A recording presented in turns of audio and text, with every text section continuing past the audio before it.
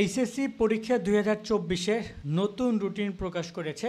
তোমাদেরকে বলে রাখতে চাই, তোমাদের সকল পরীক্ষা স্থগিত ঘোষণা করা হয়েছিল এবং পরবর্তীতে যে সকল পরীক্ষা স্থগিত হয়েছে তার রুটিন দিয়েছে। আমি তোমাদেরকে রুটিনটা দেখিয়ে দিচ্ছি এবং সব বিষয়গুলো একটা একটা করে এক্সপ্লেন করছি। পুরো ভিডিওটা শেষ পর্যন্ত দেখো।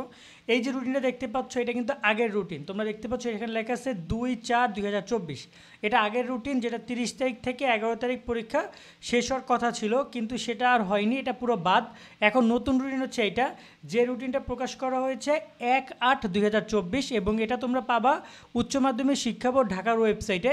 তো ঢাকার ওয়েবসাইটে রুটিনটা প্রকাশ করেছে। আমি ওয়েবসাইটের লিঙ্কটা ডিসক্রিপশনে দিয়ে রাখবো, রুটিনের লিঙ্কটা দিয়ে রাখবো। রুটিন সেখান থেকে তোমরা ডাউনলোড করতে পারবা, অথবা আমাদের শোভন স্টাডিতে গেলেও রুটিন সরাসরি সেখানে রুটিন পেয়ে যাবা। তো এখানে বলাই আছে সব বোর্ডের জন্য এই রুটিন স্থগিত পরীক্ষার সময়সূচি।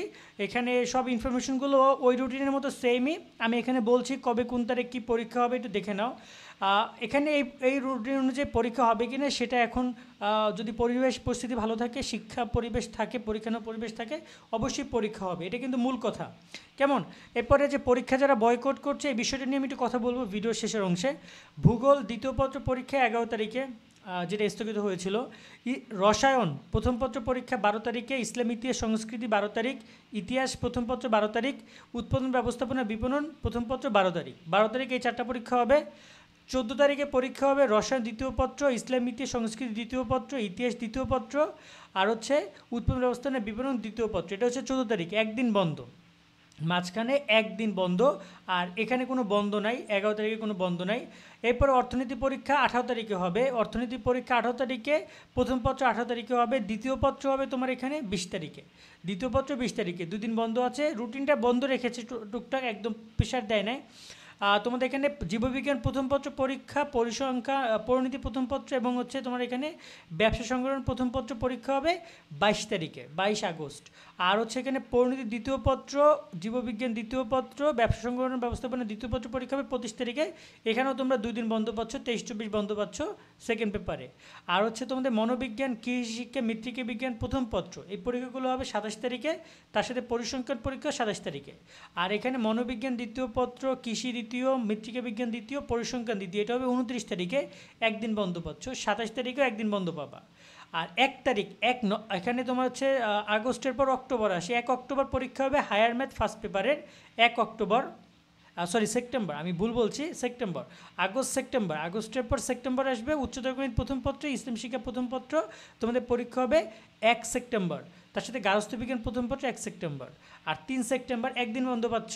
উচ্চতর গণিত দ্বিতীয় পত্র, ইসলাম শিক্ষা দ্বিতীয় পত্র তোমরা 3 সেপ্টেম্বর পরীক্ষা দিবে, গার্হস্থ্য বিজ্ঞান দ্বিতীয় পত্র। ফিনান্স পরীক্ষা 5 তারিখে প্রথম পত্র, আর ফিনান্স পরীক্ষা দ্বিতীয় পত্র হচ্ছে 8 তারিখে। আর এখানে সমাজ বিজ্ঞান প্রথম পত্র, সমাজকর্ম প্রথম পত্র 5 তারিখে প্রথম পত্র, আর দ্বিতীয় পত্রগুলো হচ্ছে 8 তারিখে। ব্যবহারিক পরীক্ষার টাইম দিয়েছে 9 সেপ্টেম্বর থেকে 18 সেপ্টেম্বরের মধ্যে। ওকে, আর বাকি নির্দেশনাগুলো এখানে সমানই থাকবে। এখানে আর এক্সট্রা কোনো নির্দেশনা দেয় না তোমাদের এই কোটা আন্দোলন বা এই বিষয়গুলো নিয়ে। সেই হচ্ছে আপাতত তোমাদের রুটিন। আমি রুটিনটা ডিসক্রিপশন দিয়ে রাখবো, সেখান থেকে রুটিন ডাউনলোড করে নিবা। এখন প্রশ্ন আসে যে ভাইয়া পরীক্ষা বয়কটের ব্যাপারটা কী হবে?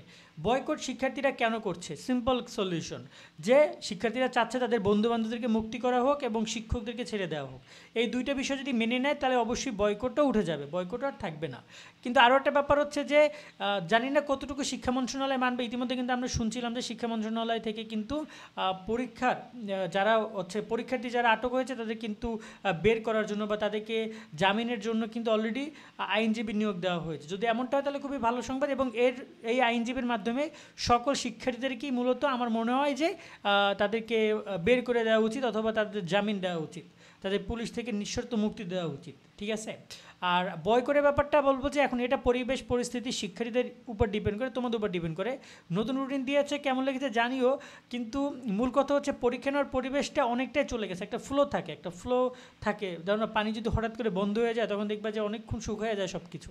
সো এতগুলো দিন পরীক্ষা অফ থাকবে, অনেক শিক্ষার্থী অনেক পিছিয়ে পড়বে আমি জানি, এবং তাদের রেজাল্টে এইটার একটা বড় ইমপ্যাক্ট পড়বে। এখন ভালো করে পড়াশোনা করো, দেখো কি হয়, তোমাদের কি মতামত সেটা কমেন্টে জানিও। ভালো থাকো সকলে, আল্লাহ হাফেজ।